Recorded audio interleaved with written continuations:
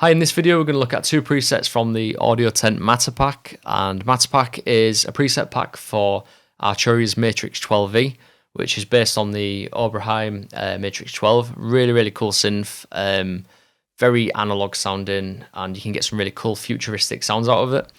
And basically these packs that we've got a standard version with 107 presets, or you can get the 128 preset pack, which comes with some added extras, which I think are very useful, and they are really good starting points for creating your own melodic structures for these sounds. So what you get with that is you get a folder of waveforms, so like recorded presets, and you also get a folder of the MIDI content as well, so all the MIDI clips for each of the presets. You can get access to them, and the waveforms are really good. Like the audio recordings are really good because you can quickly flick through that to find out what kind of sounds are in there and which ones might be your favorite for a specific song you're working on. Instead of scrolling through the presets, I just find it a lot easier to go that way. And then once you've found the sound, you can just use the sound, or you can use the actual MIDI content.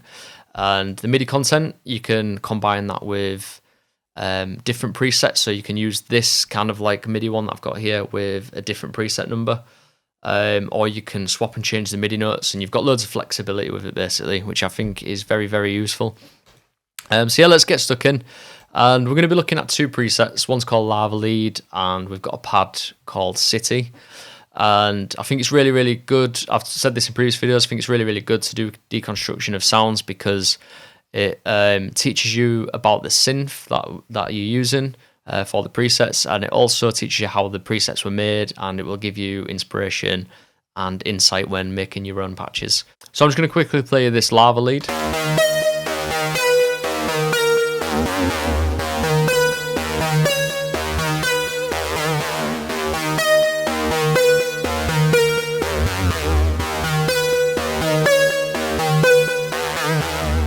So I can hear a bit of modulation going on there, and if I go over to the MIDI control, and yep, I can see there we've got this modulation going on here. So on the synth itself, that will be this lever, which is like affecting the vibrato. And as we did in previous videos, maybe it's best if I start with the modulation section, so we can look at that. And you can see lever 1 here, which is that one I just affected, is affecting filter frequency, and it's also, let me just have a quick look at this.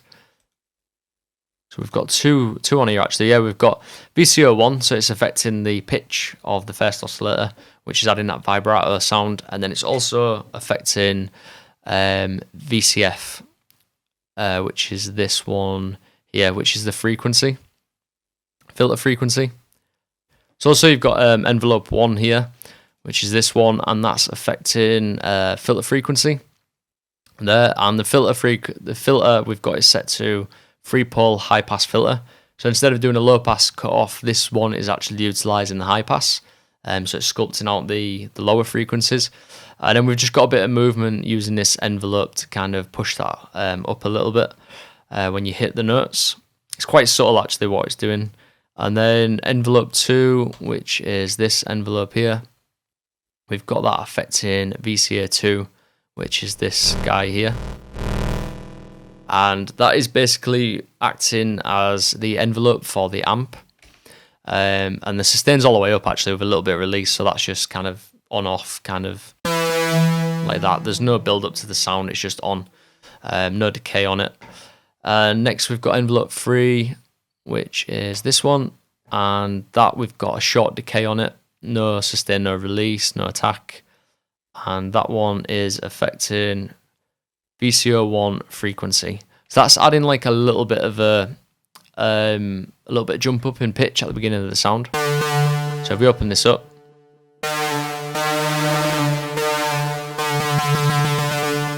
so yep, just adding a little bit of a touch to the pitch of that. So also if we push the amount up here, there you go, you can hear a more intense version of that, what that's doing. So that just adds to that kind of like percussive aspect of the sound.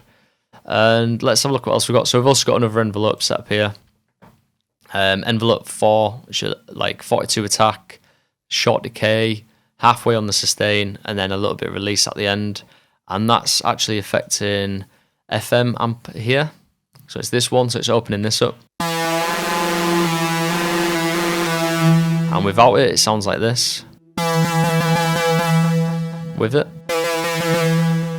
So just kind of a little bit of frequency modulation and just a bit more character and grit to the sound. It's quite subtle, but it does make a big difference in the sound. So there's the modulation page. The voice page, we'll go on to that as well. So on the voices, we've got 5 voices set up, and these are panned around the stereo field. So if I turn these off, you get this. And starts bringing the other ones in.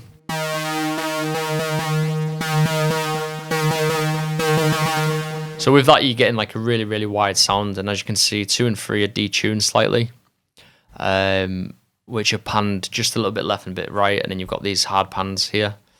Actually, they're not hard pans, they're almost hard pans, so it's kind of not fully wide, but a little bit further in.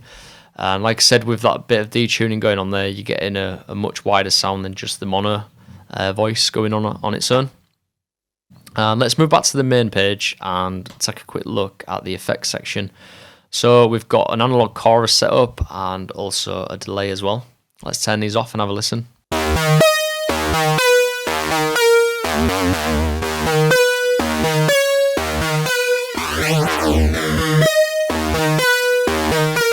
So I noticed that the analog chorus, just a little nudge on there just to give it a bit more width. It's quite overpowering if you have it all the way up.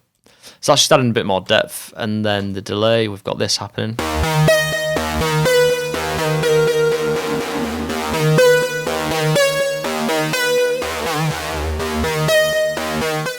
So yeah, that's just adding, like I said, most of the time when you put these effects on, it just adds more depth and width to the sound, just makes it sound a bit more lusher and nicer, basically, not as dry. So yeah, they really add to the sound as well. And I'll just leave them on actually while we go through the rest of it. And so let's start with the oscillators, and we've just got one oscillator turned on at the moment, and we've got that set to pulse, and then also the pulse width is affecting that as well. So you can really change the sound of that oscillator there. And we've got it set to 12 octaves, so it's an octave above the lowest one. And we've got no detune. There's not a second oscillator running at the moment, but I think oscillator 2 is actually affecting the FM. So let's just turn this FM up. You can hear as we move that affects that. So oscillator 2 is set to a sawtooth, and we've got it set at the same pitch as well. And like I said, that's just kind of affecting the FM when that opens up with the envelope. And filter, we spoke about that earlier, so we've got like high pass filter, no resonance, set quite low, so it's just like cutting out some of the lower frequencies, and we've got a bit of envelope happening there. And then what else have we got going on here? So let's have a quick look. So yeah, there's not much else going on really. LFO, there's no LFOs set up, I don't think. No LFOs. So yeah, it's just quite a nice, wide, futuristic kind of electro-y sound. Let's have a quick listen again. Now we're at the end.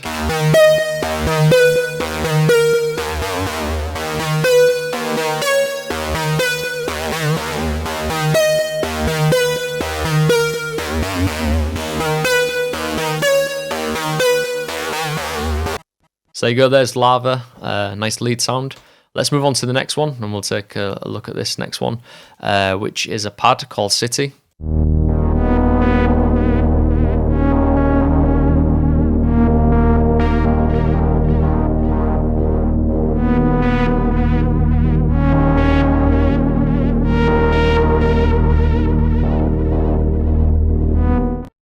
So quite a basic kind of structure with the chords, just 2 notes running through, and then you've got these nice little bits that come in here. And I've noticed there's a little bit of fluctuation on the velocity, but not much. So we'll look into that and see if the velocity is doing anything to any of the modulations. So let's go in and have a look at the synth itself. And again, I just find it easy with the synth to start with the modulation and the voice page and see what we've got going on there and work our way backwards. So on the modulation page, we've got a lot of modulation going on here. So let's start just at the top and go through. So envelope 1, which is this guy here, that is affecting the filter frequency. So we've got some kind of opening of the filter going on there. Let's bring that down and dial it back in.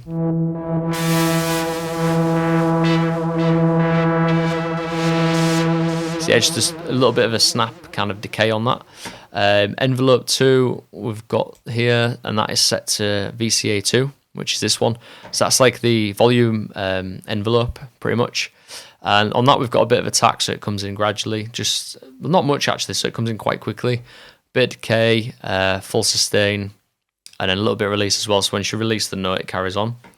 LFO3, which is just here. We've got this set to random, speed's quite fast. Next we've got LFO3, which is just here, and that is set to VCO1 pulse width, so that's affecting the pulse width of oscillator 1. Let's just bring that down and I'll turn it back up.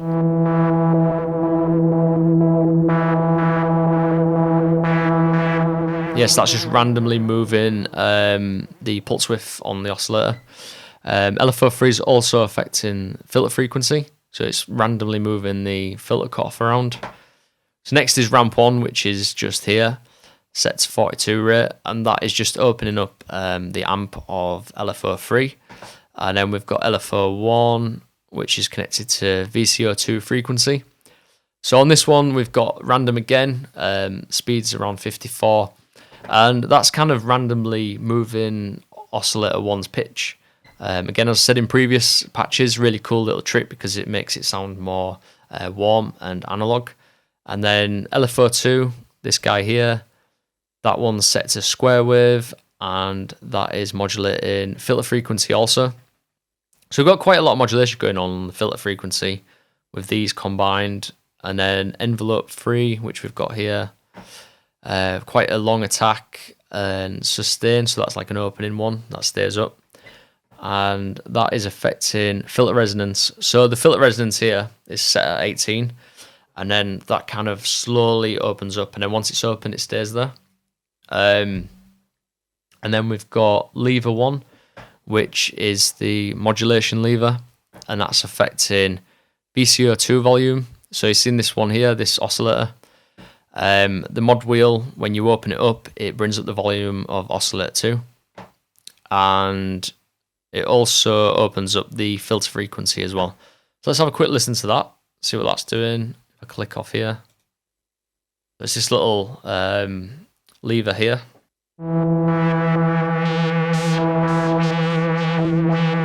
So it just gives you a bit of modulation on the sound, and you can dial it in when you're recording, playing, or you can draw it in with automation.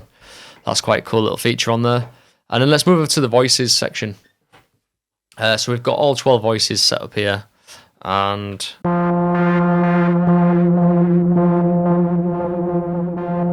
just trying to see how this is working. So yeah, they don't all play together. They're on rotation, but we've got different settings for each one. They're all the same volume. There's no transposition or detuning going on with these, but the panning changes. So as you flick through, every time you press the note, it flicks through these voices, and it has a different panning position for each one. So just listen to this.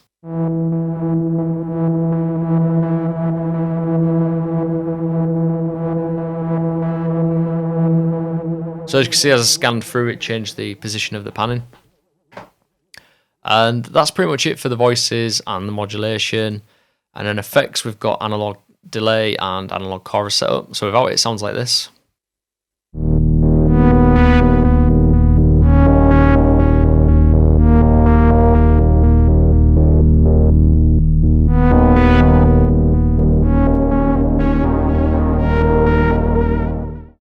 So with them turned on, the analog chorus is giving it like a really kind of warbly sound. So listen to this.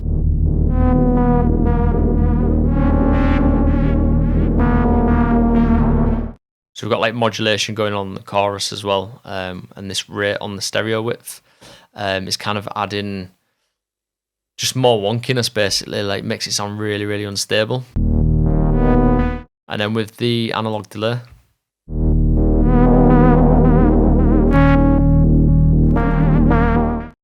again, we've got the rate set up. Actually, there's something I need to look at here because I thought the wonkiness was coming from the analog chorus, but I had that turned on at the same time. Let's just listen to this again. Now they are, both got modulations going on. So I've bring this depth up.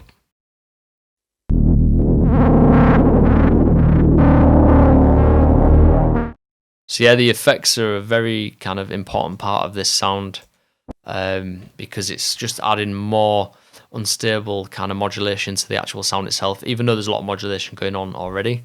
So yep, there's the effects section, the mod section, the voices section.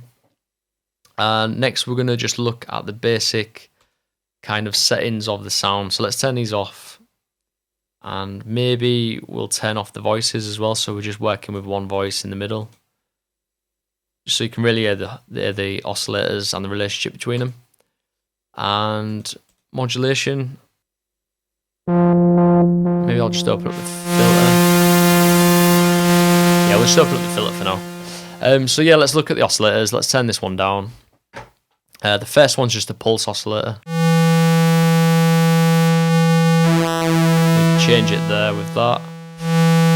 It's quite basic oscillator going on there. And then the second one, we've got noise and saw together. And this is set an octave higher than oscillator 1. And together you get this.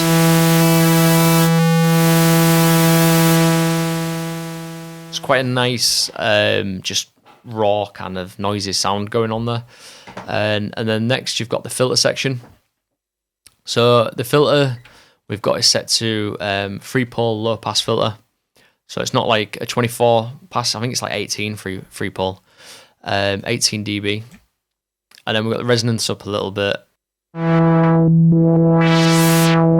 But like I said, this filter has been modulated a lot by those LFOs and envelopes and stuff like that. So it's really like kind of wobbling and moving around. And also this resonance, remember, goes up with the ramp, I think, was it? Let me just have a quick look.